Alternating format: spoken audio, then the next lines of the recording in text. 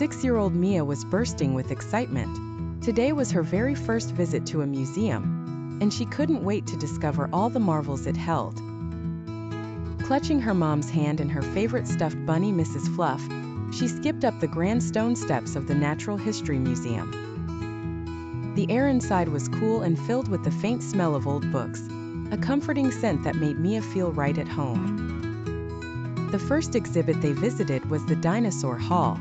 Mia's eyes widened as she saw the enormous skeleton of a T-Rex towering above her. "Mom, look! It's like a giant bunny but with more teeth," she giggled.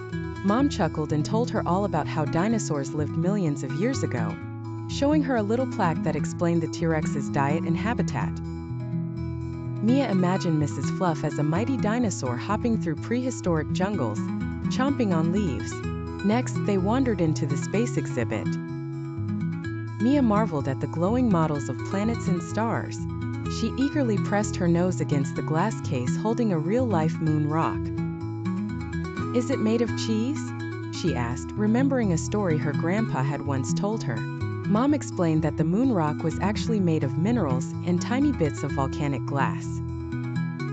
She also pointed out a display about the Mars rovers, and Mia pretended that Mrs. Fluff was an astronaut bouncing around the red planet. Down the hall, they found the ancient Egypt room. Mia was fascinated by the mummy in the glass case. It looked like someone all wrapped up for bedtime. "Did they sleep for a long time?" she asked. Mom smiled and explained the ancient Egyptian beliefs about the afterlife.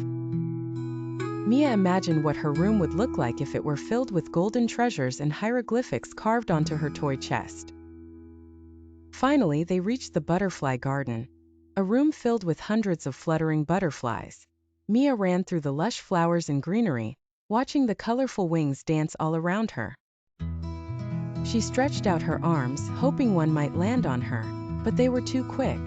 She imagined Mrs. Fluff chasing the butterflies and giggled at the thought.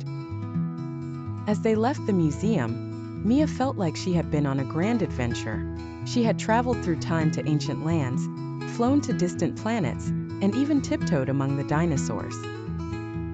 Climbing back into the car, she hugged Mrs. Fluff tightly and whispered, "We have to tell everyone about our amazing day, and we definitely have to come back."